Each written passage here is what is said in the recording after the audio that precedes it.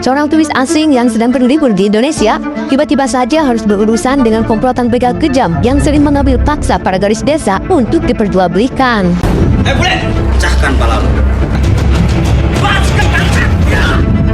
Selain diburu oleh komplotan begal sadis, ternyata sob, turis ini juga diburu oleh beberapa assassin profesional hingga keributan pun terjadi. Kira-kira siapakah turis asing ini? Oke sob, daripada makin penasaran, mending kita langsung aja masuk ke alur ceritanya. Berlatar di Pulau Seribu, kisah diawali dengan memperlihatkan seorang turis asing bernama Ryan Taylor yang sedang menikmati indahnya pemandangan nuansa Indonesia. Selama tinggal di sana, Ryan pun memanfaatkan kapal pesiar miliknya itu sebagai tempat dia menginap. Berbeda dengan turis-turis pada umumnya yang datang berlibur ke Indonesia bersama saudara, kerabat, ataupun teman-teman, Ryan justru memilih untuk menikmati liburannya hanya seorang diri saja. Lalu di pagi harinya, Ryan pun bermaksud pergi ke perkampungan untuk membeli barang-barang kebutuhan hariannya. Setibanya di dermaga, Ryan pun meminta nelayan lokal untuk mengisi bahan bakar minyak demi kebutuhan kapalnya. Isi ini. Ya, kemudian Ryan pun bertanya tentang seorang mekanik yang bisa memperbaiki onderdeal kapalnya karena kini sedang rusak. Di sana mekanik.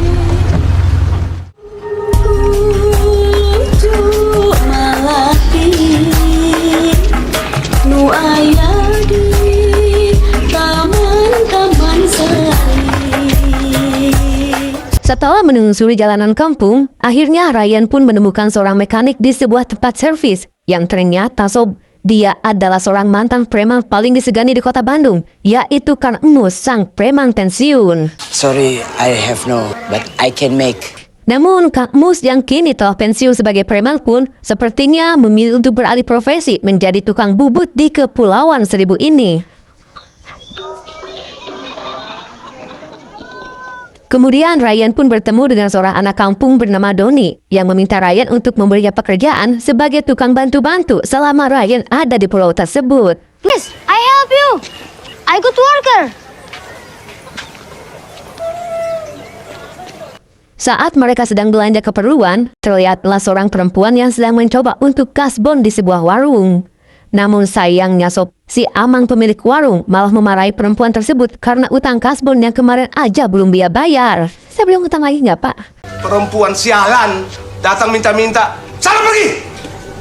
Dan ternyata sob, perempuan yang bernama Jenti adalah ibu kandung Doni dan anak perempuan yang bersamanya adalah adik bungsu Doni yang bernama Dewi. Siapa kamu? Itu siapa? Aku dapat pekerjaan dari dia, Bu. Awalnya Jenti merasa khawatir karena Doni bekerja untuk orang asing. Namun setelah Doni meyakinkan ibunya itu jika Ryan adalah orang yang baik, Jenti pun berterima kasih kepada Ryan. Bahkan dia mengundang Ryan untuk makan malam di rumahnya malam ini. Sir Ryan, if you want to come to our house to eat, you're very welcome, Mr. Ryan. Kemudian Doni pun membantu menurunkan barang belanjaan milik Ryan ke kapalnya. Dan setelahnya, Ryan meminta Doni untuk ikut karena dia membutuhkan bantuan Doni untuk menaikkan barang belanjaannya tadi ke atas kapal pesiar milik Ryan. Setibanya di sana, Doni yang tertarik dengan barang-barang milik Ryan pun mulai menyentuh barang-barang yang ada di kapal itu. Bahkan sob, Doni juga sempat menanyakan apa pekerjaan Ryan. Dan Ryan pun menjawab bahwa kini dia sudah pensiun. So what do you for job? I'm tired. Setelah semuanya beres, Ryan pun mengantar Doni kembali ke daratan. Doni juga mengingatkan Ryan terkait undangan makan malam di rumahnya. You come for dinner? Is that kampung? The hut with the blue door. Oh. Sementara itu di sebuah kapal yang tidak jauh dari kapal Ryan, terlihatlah seorang wanita muda yang sedang ditarik paksa oleh seorang pria. Bagus tuh. Hati-hati dong. Li pasti suka. Dan ternyata sob, kapal ini merupakan markas mafia lokal sindikat perdagangan manusia yang dipimpin oleh pria brutal bernama Yanto. Dan target mereka adalah gadis-gadis muda yang berasal dari pulau-pulau yang ada di sekitaran sana. Berapa yang kita punya? 21. Karena mereka masih kekurangan stok perempuan muda untuk dikirim kepada bos besar yang ada di Jakarta, Yanto pun memberi instruksi kepada tangan kanannya yang bernama Abel untuk mendapatkan lebih banyak perempuan desa demi memenuhi pesanan dari bosnya itu. Sakit kamu masih akan tahu. Kemudian Singh pun berpindah memperlihatkan Ryan yang datang ke rumah Donnie untuk memenuhi undangan makan malam dengan membawa ikan hasil tangkapannya sendiri. Wow. Thank you. Hidung gede, hidung gede. Karena di dalam rumah Ryan malah digangguin oleh adiknya Donnie, yaitu si Dewi. Akhirnya Donnie pun mengajak Ryan keluar untuk melihat ayam-ayam peliharaannya. This one my favorite. Up one day and fight. Ryan pun bertanya tentang keberadaan ayah Donnie, dan Donnie pun menjelaskan bahwa ayahnya sudah meninggal cukup lama. Where's your father? He die. Udah masukin ayamnya. Cuci tangan. Ajak tamunya untuk makan. Ya, Bu. Wakina azabana. Wants fish? Setelah menikmati makan malam yang sangat sederhana bersama keluarga kecil Donnie, Ryan pun berpamitan untuk kembali pulang ke kapalnya. Namun sebelumnya, dia meminta Donnie untuk membantunya lagi besok hari. I never left. Singkat cerita, keesokan paginya terlihatlah sekelompok preman yang dipimpin oleh Abel muncul dengan tatapan yang sangat garang hingga semua anak kecil yang ada di sana pun gemetar ketakutan. Dan ternyata sob, komplotan si Abel ini bermaksud untuk mengambil paksa para gadis desa sesuai perintah dari bosnya.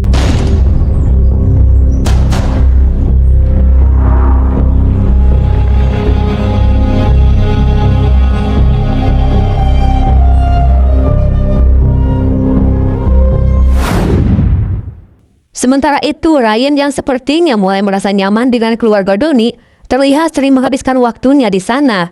Dari mulai membantu Donnie memperbaiki kandang ayam, bermain bersama Donnie dan adiknya, hingga mengajarkan Donnie memanah demi bisa menangkap ikan.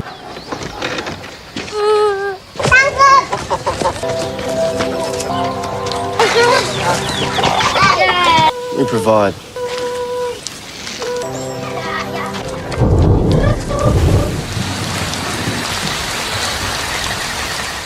Lalu pada suatu hari, terlihatlah Donnie yang sedang sibuk membantu Ryan membereskan barang-barang yang baru saja dibelinya. You okay with that? Yeah. Dengan penuh semangat, Donnie pun mulai menarik gerobak kayunya yang berisi barang belanjaan milik Ryan. Namun tiba-tiba, Ryan yang sangat geram melihat kejadian itu segera berlari dan melemparkan batu hingga memecahkan kaca spion mobil tersebut. Donnie? Para preman yang tak terima dengan aksi Ryan itu segera turun dengan membawa senjata tajam untuk menghabisi Ryan. Ryan yang merasa terpojok pun sepertinya bermaksud untuk pergi menjauh dari lokasi tersebut. Namun ternyata sob, Ryan justru sengaja memancing para preman itu ke tempat yang sepi. Tidak perlu, penggal sekalian kepalanya. Hei Bulet, pecahkan pala lu. Dan kita pun dikejutkan dengan betapa brutalnya si Ryan ini dalam menghabisi ketiga preman anak buahnya si Abel. Sementara si Abel yang sembunyi di dalam mobilnya pun sempat memfoto sosok Ryan saat sedang membawa Donnie. Dan Abel pun sangat terkejut saat menemukan anak buahnya sudah tewas dengan kondisi tubuh yang sangat mengenaskan. Sementara itu, Ryan yang baru saja sampai di rumah dengan membawa Donnie yang terluka parah, meminta Genti untuk menjaganya sebentar karena dia akan kembali ke kapal untuk mengambil obat-obatan dan peralatan medis lainnya. Ryan yang merasa jika masalah ini akan bertambah besar, membawa sepucuk pistol untuk berjaga-jaga dan membawa juga sebuah kotak hitam yang entah apa itu isinya. Singkat cerita, setelah selesai menjahit dan merawat luka Donnie, Ryan pun bertanya tentang para preman yang menabrak Donnie. Genti pun menjelaskan jika setiap bulan para preman itu suka membawa paksa para gadis dan memalak uang dari para warga. Namun sayangnya, tidak ada satupun warga yang berani melawan mereka, karena selain jumlah mereka sangat banyak, para preman itu juga tak segan menghabisi siapa saja yang mencoba melawan mereka. Karena itulah, demi keselamatan dirinya, para warga pun terpaksa memberikan apa yang mereka mau. People here give them what they want. They took girls. They took money. How many are there? Many. Sementara itu di dalam kapal markas para preman itu, terlihatlah Yanto yang sedang menyiksa salah satu perempuan di sana. Kemudian Abel pun datang melaporkan tentang anak buahnya yang tewas dibantai oleh seorang turis asing. Dan setelah diperlihatkan foto Ryan, Yanto yang terlihat senang pun langsung menghubungi seorang pengusaha kaya yang ada di Jakarta. Lalu saat si pengusaha yang bernama Lee melihat foto Ryan, seketika itu dia pun segera pulang ke rumahnya untuk membuka laptop dan mencocokkan foto tersebut dengan wajah yang selama ini dia cari. Dirasa jika Ryan adalah sosok pria yang selama ini diincarnya, Lee pun segera menghubungi beberapa nomor dan menyewa beberapa asasin untuk memburu dan menangkap Ryan hidup-hidup. I want you to bring him back to me, alive. Sementara itu di rumah Doni, Ryan yang merasa akan terjadi sesuatu yang buruk kepada keluarga Doni, segera membuka kotak hitam yang ternyata berisi berbagai alat komunikasi dan langsung memakaikan jam tangan kepada Doni, serta perhiasan yang sudah dilengkapi alat pelacak kepada Dewi dan juga Genti. Kemudian Ryan pun keluar untuk mengamati situasi. Namun dari kejauhan, terlihatlah seorang asasin yang sedang membidiknya dari suatu tempat.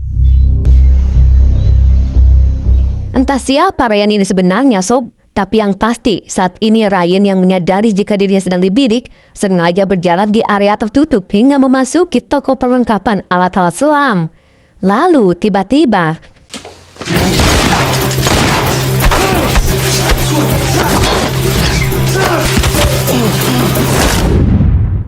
Setelah berhasil melumpuhkan pria tersebut, Ryan pun menginterogasinya dengan menanyakan siapa yang telah mengirimnya. How many others are there? How much do they pay you? 1 million? 2? Namun karena pria itu enggan memberitahu Ryan, maka... Lagi-lagi Sob, kita dikejutkan dengan betapa dingin dan brutalnya sosok si Ryan ini. Singkat cerita, kita pun diperlihatkan kepada si sniper yang baru saja tiba di rumahnya. Namun ternyata di situ sudah ada Ryan yang sedang menunggunya. Tom. Why? The money. Dan ternyata Sob, si sniper ini sangat mengenal Ryan karena Ryan adalah asasin terbaik yang pernah bekerja di agensinya. Kemudian sniper ini pun menjelaskan jika alasannya menerima pekerjaan ini adalah karena dia sedang sangat membutuhkan uang demi memenuhi kebutuhan keluarganya dan juga demi masa depan anak-anaknya. I needed the money. It's been quiet out there. Kids are getting married. All grown up. We're divorced. Mendengar itu, Ryan yang merasa kecewa pun tanpa basa-basi langsung menghabisi si sniper saat itu juga.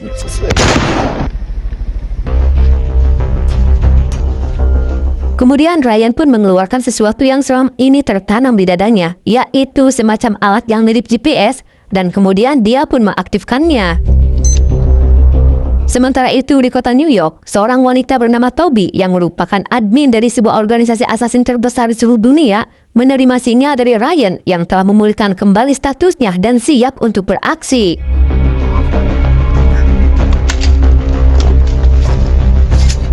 Dan benar aja Sob, Ryan adalah seorang asasin legendaris dengan bayaran termahal di agensinya. Sementara itu, Lee yang mendapat laporan jika 2 asasin yang dia sewa telah tewas, langsung menghubungi Yanto dan memerintahkannya untuk mengerahkan semua pasukan yang ada agar bisa menangkap Ryan hidup-hidup. Send them now. Dan di sini kita pun diperlihatkan sebuah kilas balik yang menjelaskan mengapa Lee sangat berambisi untuk menangkap Ryan everywhere.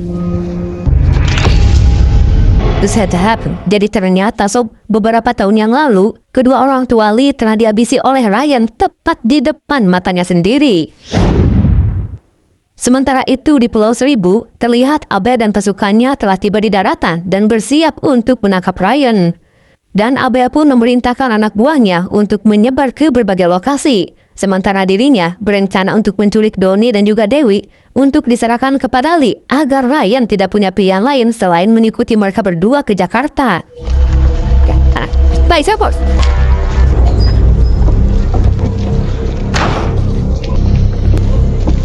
Namun pasukan Abel tidak tahu jika saat ini mereka sedang berurusan dengan seorang asasin legendaris yang terkenal brutal dalam menghabisi semua targetnya.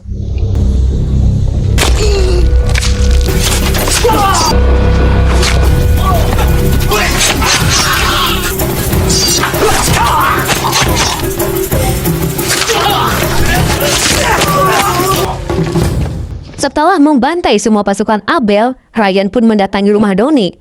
Tapi sayangnya sob, dia hanya menemukan Genty yang mengalami luka parah. Sementara Donnie dan adiknya sudah menghilang. Menyadari jika wanita itu masih hidup, Ryan pun segera memberikan pertolongan pertama.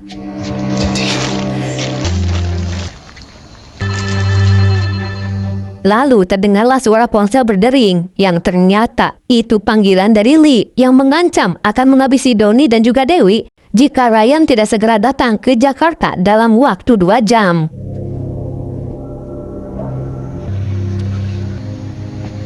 Singkat cerita, di dalam kapal markas para preman, terlihat Ryan yang sedang membantai satu persatu para preman tersebut. Yanto yang panik pun segera menghubungi Lee untuk meminta bantuan. Namun Lee yang tidak peduli malah menyuruh Yanto untuk berjuang sendiri jika dia ingin selamat. Good luck with that. Lee! Yanto pun akhirnya segera memerintahkan Abel dan pasukannya untuk menghabisi Ryan. Bunuh dia! Siap, bos! Ryan pun masuk ke ruang tahanan dan memberikan satu pistol kepada salah satu gadis yang ada di sana.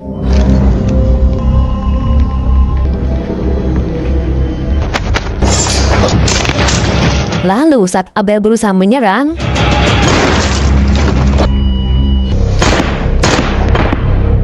kemudian Yanto yang terlihat mulai ketakutan pun dibantu 2 anak buahnya untuk menyerang Ryan.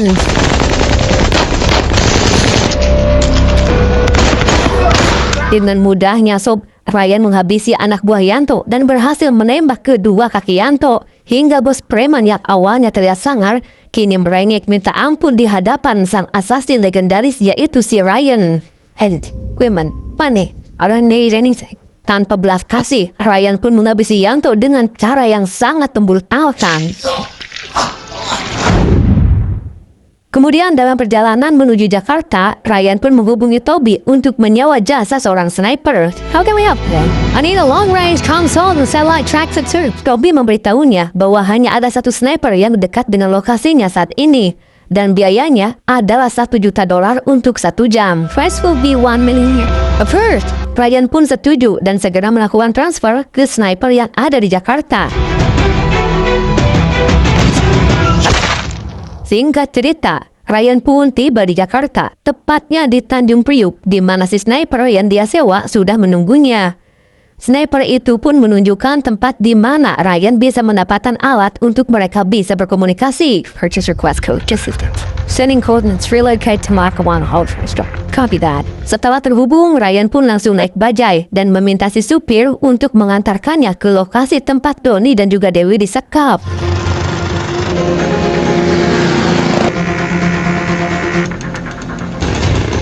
Setibanya di lokasi, sopir bajai yang bernama Adi langsung merasa ketakutan saat Ryan mengeluarkan senjatanya.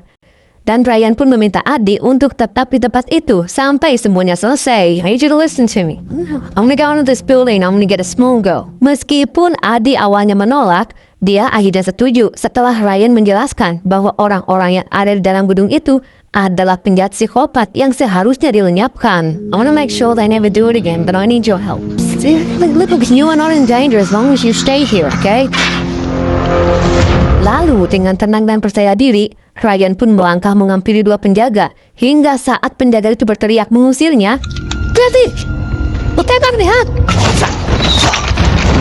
Sniper yang bertugas membuka jalan bagi Ryan dari jarak jauh mendapat arahan dari Ryan untuk mengubah posisinya sesuai kebutuhan. Relocated.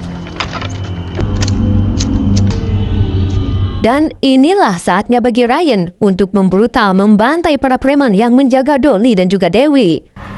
Coba periksa.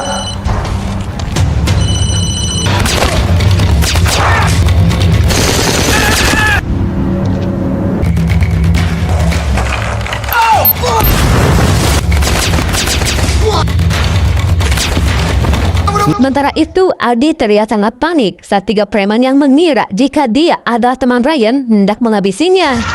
Astagfirullahaladzim. Hey, ini tas bola. Tas bola.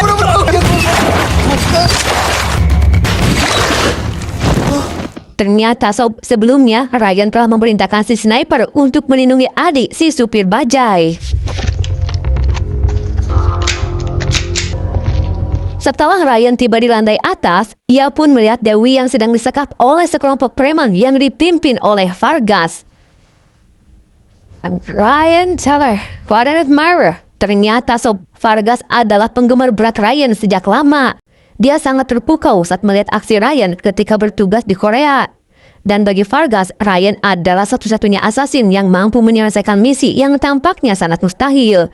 Seperti mengalahkan ratusan pasukan Yakuza dan para kartel hanya dengan sendiri saja. The work he did in Korea, that group in Brazil, beautiful.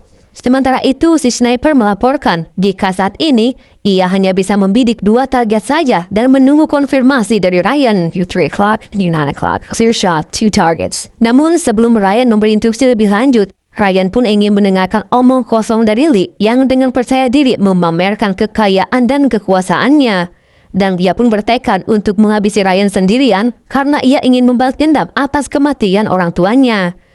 Lalu saat Lee memerintahkan Vargas untuk menembak Dewi, kill the girl.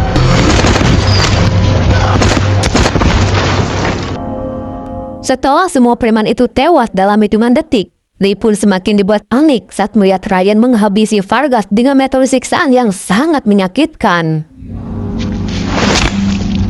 Must be feel. Can you? We go to the club.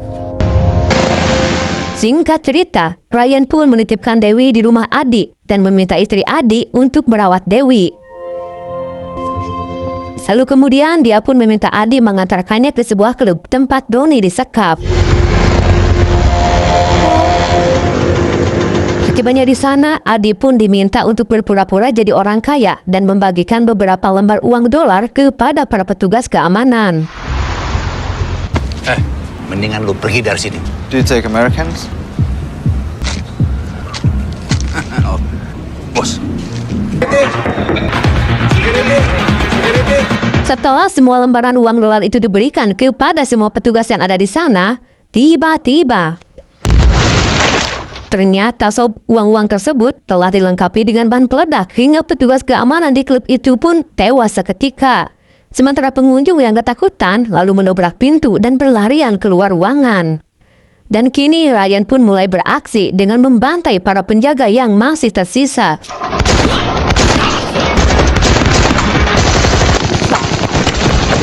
Si sniper pun masih membantu dengan menembak beberapa preman yang berusaha menyerang Ryan dari belakang.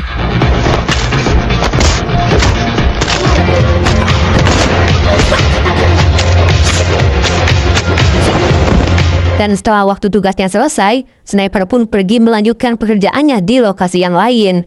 Sementara Ryan kini harus berjuang sendiri untuk menyelamatkan Doni. Saat Ryan hendak menuju ruangan tempat Doni disekap, dia pun sempat dihadang oleh seorang bule yang sangat kuat.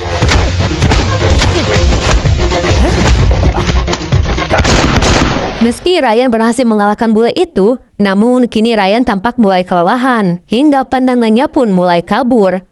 Tapi meski begitu, dia tetap masuk ke ruangan Lee untuk menyelamatkan Doni.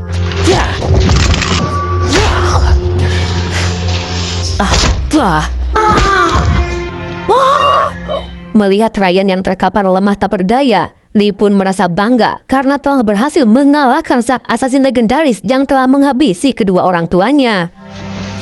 Kemudian Lee pun mengambil pedang yang tergantung di dinding dan kemudian dia pun menusuk Ryan. Lee pun mengatakan bahwa inilah pedang yang dulu dipakai Ryan untuk menghabisi kedua orang tuanya. My parents blood in it. Namun Lee tidak menyadari bahwa Doni yang sudah sadar dari pingsannya kini sedang mengambil panah yang tergantung di dinding. Hingga saat Lee hendak melayungkan pedangnya,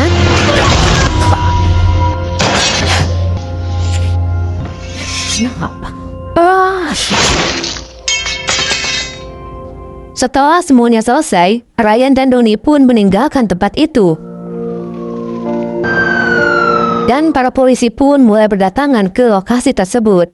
Adi pun terlihat kembali ke bajainya dan segera pergi dari sana.